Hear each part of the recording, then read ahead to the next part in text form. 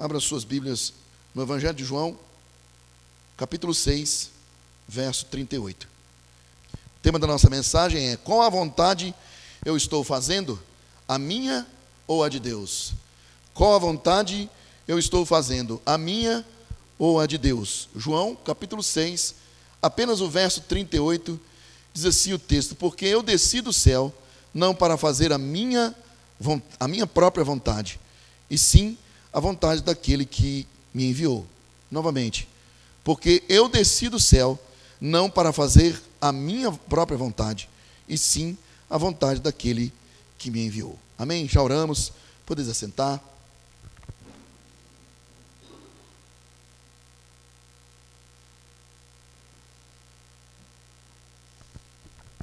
Irmãos, o contexto desse versículo, vemos que Cristo veio para cumprir um propósito específico da parte de Deus. E ele vai declarar isso no versículo 39. Se nós olharmos aí, na continuidade do texto, Jesus continua dizendo, ele vai dizer assim: a vontade de quem me enviou é esta, que nenhum eu perca de todos os que me deu. Pelo contrário, eu os ressuscitarei no último dia, diz o texto. Por isso, o que significa aí é que a vontade do Pai, ela se cumpre em Cristo, que de forma fiel atende esse propósito, se submetendo à vontade de Deus. Embora a gente saiba que os ouvintes de Jesus, principalmente os escribas e os fariseus, que eram os líderes da época, não somente líderes religiosos, mas eles também eram líderes políticos. Por mais que estes homens, inclusive influenciando parte da população, pudesse rejeitar a Cristo, como aconteceu. Mesmo que Cristo estivesse tendo submetido à vontade de Deus, para cumprir o propósito do Senhor para a sua vida, Cristo, ele foi alvo de rejeição. Mas a vontade de Deus, ela seria realizada na salvação, como diz o texto, daqueles que viessem a crer nele. A palavra vontade aí, ela aparece duas vezes nesse versículo. A primeira, ela identifica a vontade do enviado, que é Jesus. Ele vai dizer, a minha vontade. A segunda, identifica a vontade de quem enviou. A primeira vai falar a respeito da vontade de Cristo, porque é Cristo que está falando aí. E a segunda, Jesus, ele vai apontar para a vontade daquele que o enviou. O termo vontade vem do grego telema e significa desejo, aspiração, gosto, interesse, propósito. Se nós formos pensar acerca desse termo vontade de forma filosófica ou filosoficamente falando, vontade é o poder de representar mentalmente um ato que é levado ou conduzido por motivos que são ditados pela razão. Ou seja, a minha vontade, ela não surge do nada, ela surge da minha mente. O meu desejo, ele se manifesta primeiramente na minha mente, na minha razão. Ou seja, somente o ser humano é dotado de vontade. O animal, ele não é dotado de vontade. O animal, ele é conduzido pela natureza pela qual Deus o criou. Se nós formos olhar para o leopardo, ou a onça pintada, o leopardo está lá na África, a onça pintada está aqui no Brasil. São dois felinos, conhecidos entre os grandes felinos que nós temos no nosso planeta. Eles são felinos de natureza solitária, eles não vivem em grupo. Eles só se juntam quando a natureza chama para acasalar. Contrário do leão, que já vive em bando. A natureza do leão é viver em bando.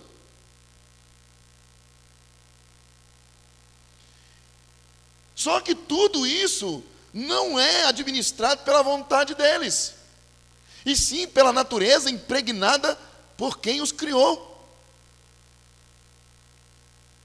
A mesma coisa nós podemos dizer quando comparamos o ser humano com o animal. O animal, ele mata somente quando está com fome. O ser humano já é diferente. O ser humano, ele mata, destrói o outro por causa de um desejo, de uma vontade. E vale dizer que essa vontade foi corrompida pelo pecado. Então, somente o ser humano, criado à imagem e semelhança de Deus, possui vontade, possui volição, que é o desejo de fazer algo, e ele controla esse desejo. Se eu quero ir no supermercado, eu vou no supermercado. Se eu não quero, eu não vou. Agora, tem momentos que essa vontade, ela é subjugada pela necessidade. Eu não estou com vontade de ir no supermercado, mas eu preciso, porque lá em casa está faltando algumas coisas. Mas só o ser humano consegue administrar pensamentos assim, o animal não.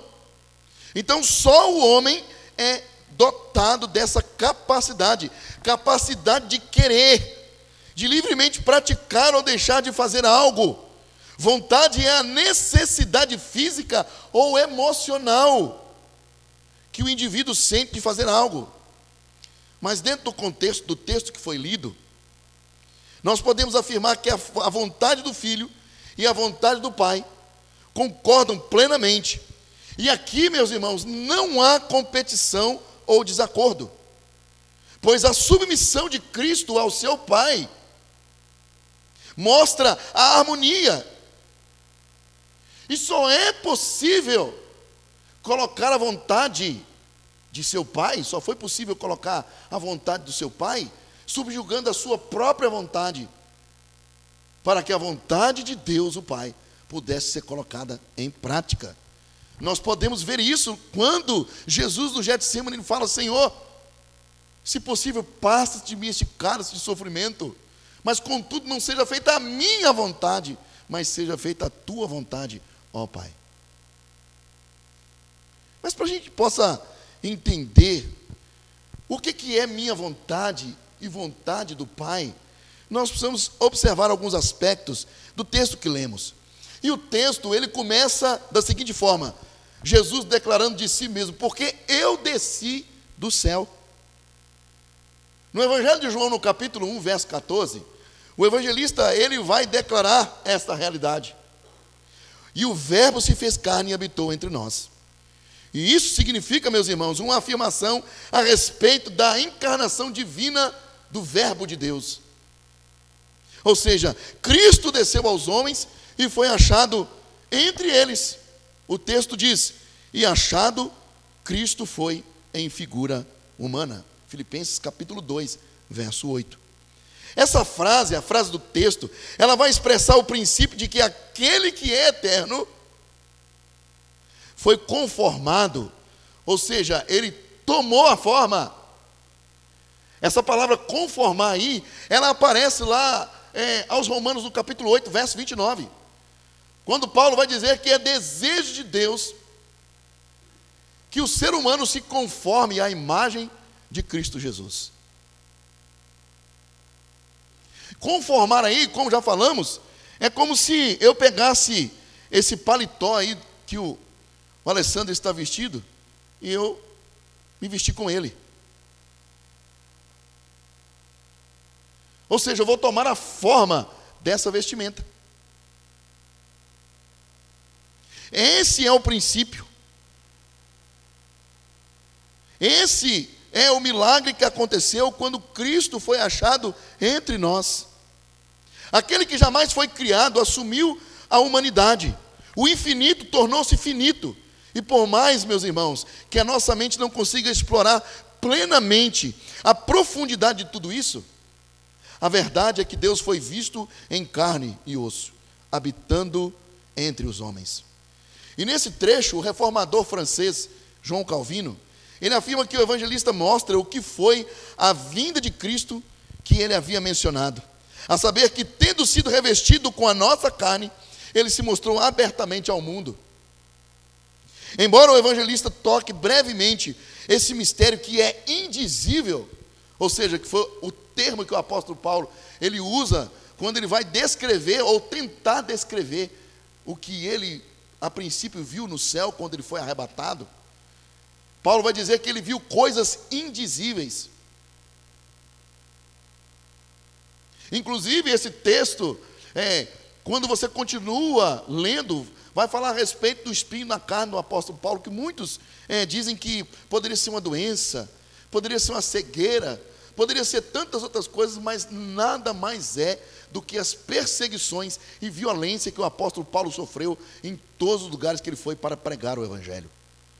E Deus não quis tirar isso do apóstolo Paulo, porque ele sabia que o apóstolo Paulo podia se ensoberbecer por causa da experiência que ele teve. Ele foi ao céu, Deus o levou ao céu, e o texto diz que Paulo viu coisas indizíveis, ou seja, eu não consigo dizer o que eu vi. Já viu quando você sonha e alguém pergunta assim, mas o que você sonhou? Ah, não consigo dizer. Eu sei que eu sonhei, mas eu não consigo dizer. Então, mesmo que esse mistério indizível ele tenha sido brevemente descrito pelo evangelista, ele vai afirmar que o Filho de Deus estava vestido com a natureza humana.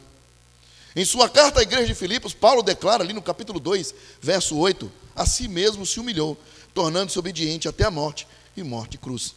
Portanto, dando continuidade a essa descrição profunda da descida de Cristo, o apóstolo diz que Jesus se humilhou.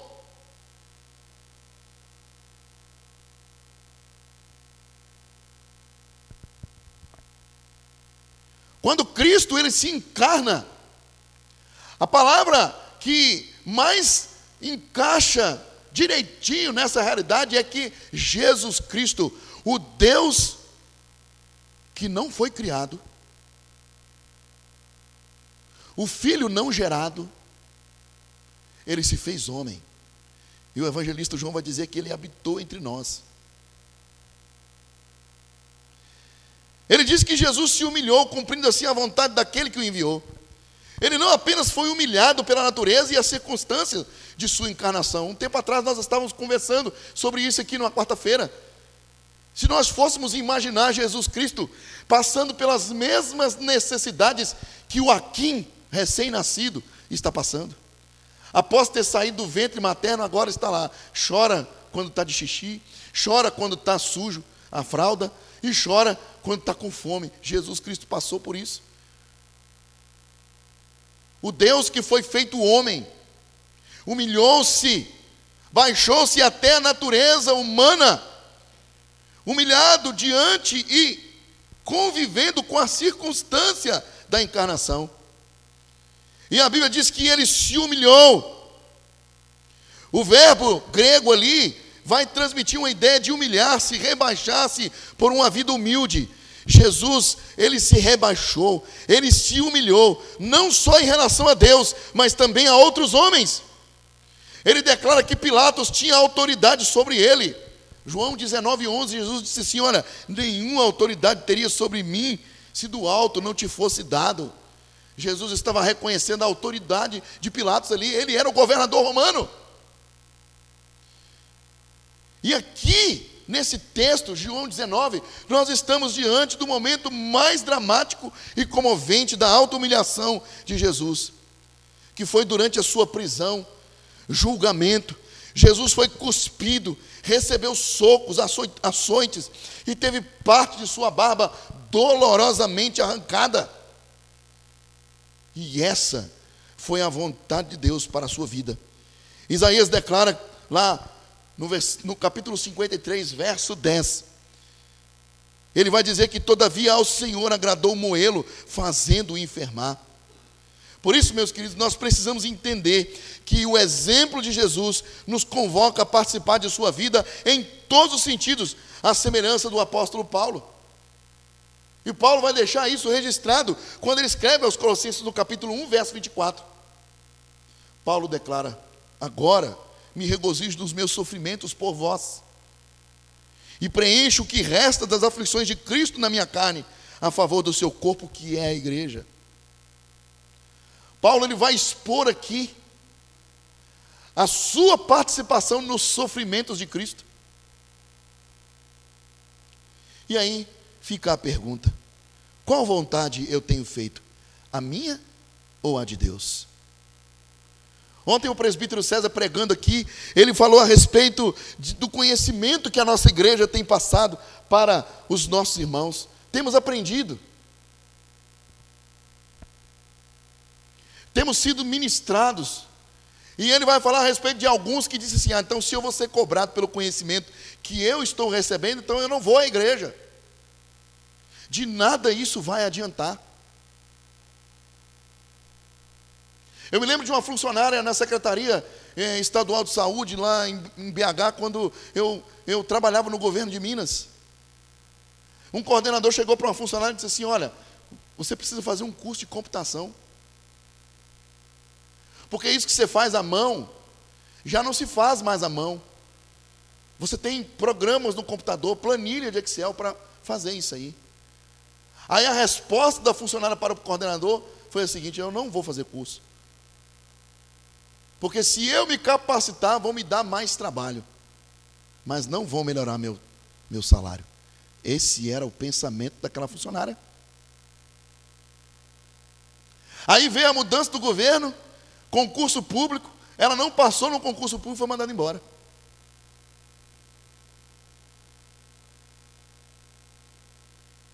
Então não adianta corrermos do conhecimento. O conhecimento traz responsabilidade, estando você ou eu em casa ou na igreja. Mas a pergunta que precisa ser feita a nós mesmos é: qual é a vontade que eu tenho colocado em prática? A minha vontade ou a vontade de Deus? Jesus descreve de si mesmo: ele desceu do céu para fazer a vontade do Pai. E ele continua dizendo, no versículo ele fala assim: não para fazer a minha própria vontade, que é o segundo aspecto que nós precisamos observar. Ele veio ao mundo com o propósito de obedecer perfeitamente à vontade do Pai que o enviou. E para os discípulos, Jesus declarou essa vontade lá em João, no capítulo 4, verso 34. Ele declara: meu alimento é fazer a vontade daquele que me enviou e realizar a sua obra. Ele traz a vontade de Deus para si como um alimento que o sustentava. Aqui Jesus explica o seu objetivo. O grande desígnio de sua vida era fazer a vontade do Pai. E nesse capítulo 4 de João, do Evangelho de João, nós podemos observar que existe a narrativa aí do encontro de Jesus com a mulher samaritana. Ele chegou àquele lugar, ou seja, o lugar onde ele encontrou com a mulher, e aquele encontro não foi por acaso. Jesus marcou um encontro com aquela mulher.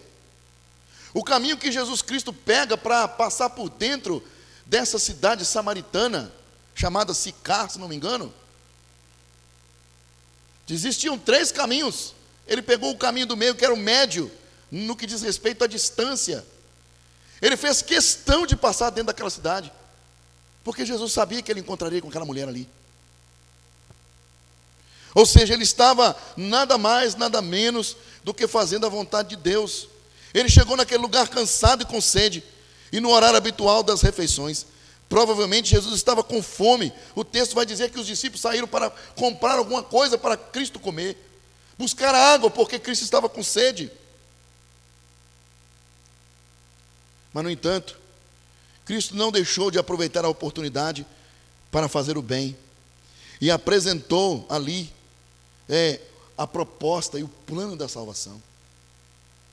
E no momento que Cristo estava fazendo isso, ele deixou de lado o seu cansaço, a sua sede, a sua fome, e focou na sua missão de fazer a vontade do Pai. Qual é a vontade que eu tenho feito? A minha vontade ou a vontade de Deus? Meus irmãos, nós estamos vivendo dias de cansaço. A correria, ela é desenfreada. Administrarmos o tempo é desafiador, não somente para aqueles que trabalham, mas também agora até para os estudantes. Eu preciso encontrar uma vaga na minha agenda, porque eu tenho que encontrar com alguém para fazer um trabalho, seja o aluno que está na faculdade, ou alguém que está terminando o ensino médio, ou quem está no ensino fundamental. A correria é para todos, inclusive para os crentes. E é nessa correria, meus irmãos, que Jesus nos chama para avaliar essa pergunta. Em meio à correria, eu estou fazendo a minha vontade, ou eu estou fazendo a vontade daquele que me chamou? Jesus aqui esqueceu tudo e proclamou a salvação da alma para a alma daquela mulher. Este é o único e grande objetivo que absorveu ali Jesus Cristo e que o fez esquecer, como já falamos, do seu cansaço e de suas necessidades naturais. A mente, ela pode estar tão absorvida em fazer a vontade de Deus, que nós somos chamados a esquecer as outras coisas, quando priorizamos Deus. Pois, intencionados nisso, podemos nos elevar acima do cansaço, das dificuldades e do desejo de fazer o nosso querer, suportando todo o estresse e tendo prazer em fazer a vontade de Deus. Ao adicionarmos essas palavras, meus irmãos, podemos observar que Cristo explica aqui completamente qual é a vontade do Pai e qual é a vontade do Pai e qual ele totalmente se entregou, a qual totalmente ele se entregou. O texto diz que Cristo era devotado à vontade de Deus, ou seja, cumprir a comissão que lhe fora dada, e semelhantemente ao se tornar parte do propósito de Deus, Paulo declara também a realidade de seu ministério, de sua vida. Em Atos, no capítulo 20, verso 24, Paulo declara: porém eu nada considero a vida preciosa para mim mesmo, contanto que complete a minha carreira e o ministério que recebi do Senhor Jesus, para testemunhar o evangelho da graça de Deus. Porque nós precisamos, irmãos, tendo diante de Deus a aprovação da consciência em estar no centro da vontade de Deus, teremos paz nas lembranças do passado. O homem deve se esforçar para viver conforme e fazendo a vontade de Deus, mesmo que às vezes se sentindo desfalecido, para que não tenha nada de que se arrepender quando estiver deitado na cama da morte. E isso, quando nós falamos, nós estamos dizendo para crentes. O ímpio não entende isso, pois é um privilégio glorioso terminar a vida com alegria. Mas é muito mais triste quando as últimas horas são amarguradas, com a reflexão de que a vida foi desperdiçada. A única maneira pela qual a vida pode terminar com alegria é cumprindo fielmente todos os deveres para com o reino de Deus. E Paulo descreve e escreve isso quando cuida da igreja de Corinto, em sua primeira carta. No capítulo 15, verso 58, Paulo declara: portanto, meus irmãos, meus amados irmãos, sede firmes, inabaláveis e sempre abundantes na obra do Senhor, sabendo que no Senhor o nosso trabalho, ou o vosso trabalho, como diz o texto, não é vão. Ser encontrado como Paulo fez, mesmo em meio às provas, mas com o desejo constante de glorificar a Deus. Assim, todo homem deve considerar o seu próprio chamado, para que ele não considere como feito a Deus o que ele empreendeu precipitadamente por sua própria sugestão. Ah, eu vou fazer isto, quem sabe Deus vai me abençoar. Ah, eu quero e desejo, intente fazer isso, porque o Senhor vai comigo. Mas em nenhum momento de seus intentos ele procurou fazer ou buscar qual era a vontade de Deus para a sua vida.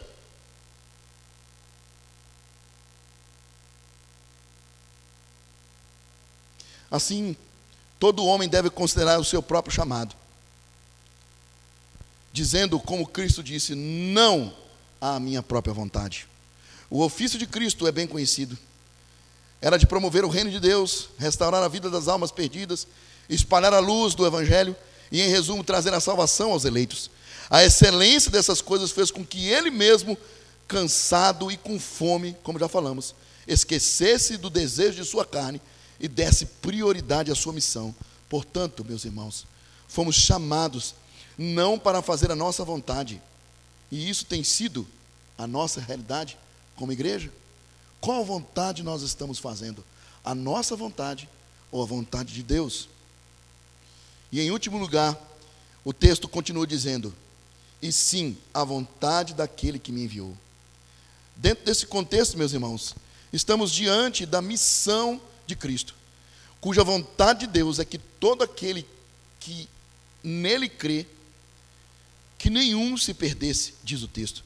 Mas qual a vontade de Deus para a vida da igreja e para o crente? Biblicamente podemos apontar duas. A primeira delas é num sentido vertical. Minha vida com Deus. Paulo escreve a sua primeira carta aos Tessalonicenses, no capítulo 4, verso 3, ele declara: pois esta é a vontade de Deus, a vossa santificação. Nós estamos aqui, irmãos, diante de uma doutrina geral. É desejo de Deus que todo crente se santifique. É desejo de Deus que todo crente tenha uma vida piedosa.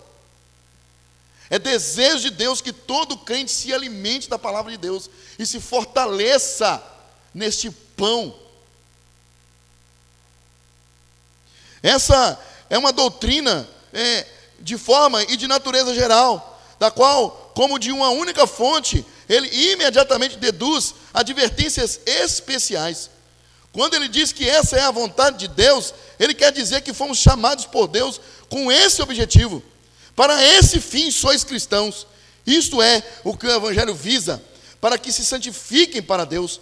O significado do termo santificação aí no grego aponta para o sentido de consagração, purificação, descrevendo assim o processo de nos separarmos para Deus, tendo íntima comunhão, e que, renunciando ao mundo e nos purificando das paixões da carne, nos ofereçamos a Deus em sacrifício, pois nada lhe pode ser oferecido sem pureza e sem santidade. Qual a vontade eu tenho feito? A minha vontade ou a vontade de Deus? Efésios no capítulo 5, verso 17, Paulo declara: por esta razão, não vos torneis insensatos, mas procurai compreender qual a vontade de Deus. A palavra insensato aí tem o sentido de tolo, o mesmo texto usado pelo salmista. Diz o tolo na sua insensatez: não há Deus. E o que o apóstolo Paulo está advertindo os crentes da igreja de Éfeso? Não tenha o mesmo comportamento dos ímpios, não seja tolo, não seja insensato. Submeta a sua vontade à vontade de Deus.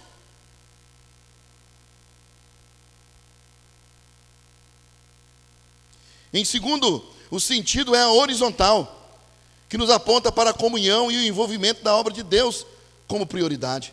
Atos no capítulo 2, verso 46, Lucas declara: diariamente perseveraram unânimes no templo.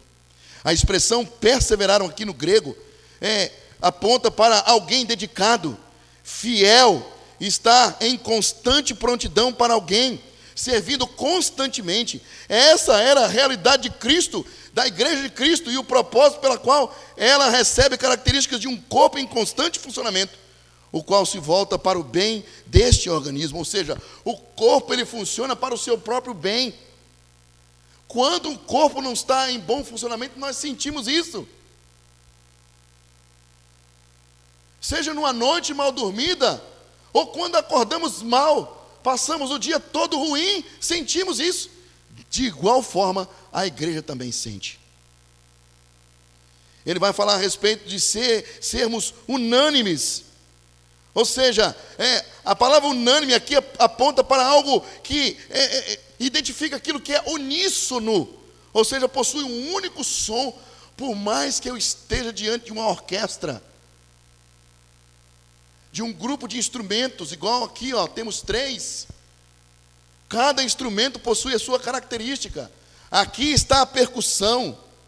Aqui, quando nós olhamos para o teclado, é lógico que nós estamos vendo um teclado eletrônico, mas quando olhamos para o teclado acústico, ali as cordas elas não são dedilhadas, mas elas são batidas. Já no violão ou na guitarra, as cordas são dedilhadas. Ou seja, cada instrumento ele é executado de uma forma diferente. Mas as notas, mesmo sendo notas diferentes, elas precisam produzir um único som. E quando isso não acontece, nós percebemos nitidamente. Assim, é a igreja quando ela está descompassada, quando eu estou fazendo a minha vontade e não a vontade daquele que me chamou. Efésios no capítulo 4, verso 15, Paulo declara: mas seguindo a verdade em amor, cresçamos em tudo naquele que é o cabeça, Cristo. Ou seja, somos governados não pelos interesses diversos dos membros individuais do corpo, mas por aquele que é o cabeça, Cristo. O verso 16 deste mesmo capítulo, Paulo declara: de quem todo o corpo, bem ajustado, consolidado pelo auxílio de toda junta, segundo a justa cooperação de cada parte, efetua o seu próprio aumento para a edificação de si mesmo em amor. Paulo aqui nos dá uma visão do valor inestimável quando ele adverte contra o não reter a cabeça, ou seja, não conservando a liderança de Cristo. Qual é o desejo de Deus para a minha vida? Qual é a vontade de Deus para a minha vida? Meus irmãos, existem crentes que já estão há muitos anos na caminhada e não sabem qual é o desejo de Deus para a vida deles. Portanto, diante de tal realidade, não podemos simplesmente nos ausentarmos, pois quando o fazemos, desarmonizamos todo o conjunto. Ontem, na abertura, eu falei aqui que a igreja está da seguinte forma: o cabeça que é Cristo, e você se coloca diante da posição dele, e você consegue ver, quando ele que é o cabeça olha para o seu braço, e ele vê o braço faltando o antebraço, e juntamente com o antebraço, a mão também já foi. E aí olha para a perna, ele vê a perna sem a canela, sem o tornozelo, sem o pé, porque já foi. Você já pensou se o seu corpo fizesse assim? Cada membro do seu corpo fizesse o desejo que cada um quisesse? E Paulo fala a respeito disso em 1 Coríntios, no capítulo 12. Ele fala assim: o ouvido dizendo, por que não sou olho? Ou a boca dizendo, por que não sou ouvido? Mas no final do texto ele vai dizer: são todos membros do mesmo corpo, e que foram colocados ali para fazer a vontade do cabeça. Portanto, qual tem sido, meus irmãos, a nossa parcela no desarranjo e no mau funcionamento do corpo de Cristo, que é a sua igreja? E concluindo, precisamos identificar qual a vontade temos feito, a nossa ou a de Deus. Pois quando lançamos mão da nossa vontade, priorizamos a nossa agenda, provocamos um desarranjo em todo o conjunto. Mas quando estamos alinhados à vontade daquele que nos chamou das trevas para a sua luz, como disse Pedro em sua primeira carta, no capítulo 2, verso 9, passamos a priorizar nossa saúde espiritual através de uma vida piedosa, à semelhança de Daniel. No capítulo 6, verso 10, apenas a parte C do versículo, o profeta ele vai declarar ali a sua atividade diária. O texto diz: 3 vezes por dia se punha de joelhos e orava e dava graças diante do seu Deus, como costumava fazer. E esta realidade de Daniel aqui era no exílio, tá? Não era em Jerusalém. Era no exílio, com a ausência do templo, com a ausência dos seus irmãos junto ali, não tinha nem sinagoga. A sinagoga aconteceu depois.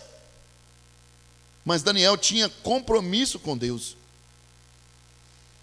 Nesse texto, o pastor presbiteriano Matthew Henry, ele vai afirmar: a comida a que Jesus se refere, ali em João, no capítulo 4, verso 34, o texto que nós já lemos, quando ele fala que o meu alimento é fazer a vontade daquele que me enviou e realizar a sua obra.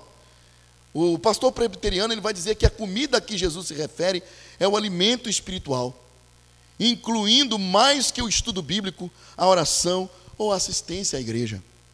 Também nos alimentamos fazendo a vontade de Deus e ajudando para que a obra da salvação se complete. Não só nos alimentamos com o que ingerimos, mas também com o que damos em nome de Deus. Em João, no capítulo 17, verso 4, Jesus declara: eu te glorifiquei na terra, consumando a obra que me confiastes para fazer. Jesus se refere ao acabar o trabalho de Deus na terra. Portanto, qual vontade nós temos feito? A nossa vontade ou a vontade de Deus? Meus irmãos, nós precisamos nos perguntar isso. A igreja hoje está cheia de vontade. Quando eu digo isso, não estou dizendo somente aqui a igreja local, mas a igreja de Cristo, principalmente a brasileira, está cheia de vontade. mas ela perdeu a capacidade de buscar a vontade de Deus. Precisamos buscar a vontade de Deus para a nossa vida. Qual é a vontade de Deus para a nossa vida? Já falamos aqui. A vontade de Deus para a nossa vida, primeira, vertical, é de nos santificarmos. E a segunda, horizontal, é de mantermos comunhão com o corpo de Cristo e fazer a sua obra. Esta é a urgência para o povo de Deus. Qual a vontade eu tenho feito? A minha ou a vontade de Deus? Amém? Vamos orar?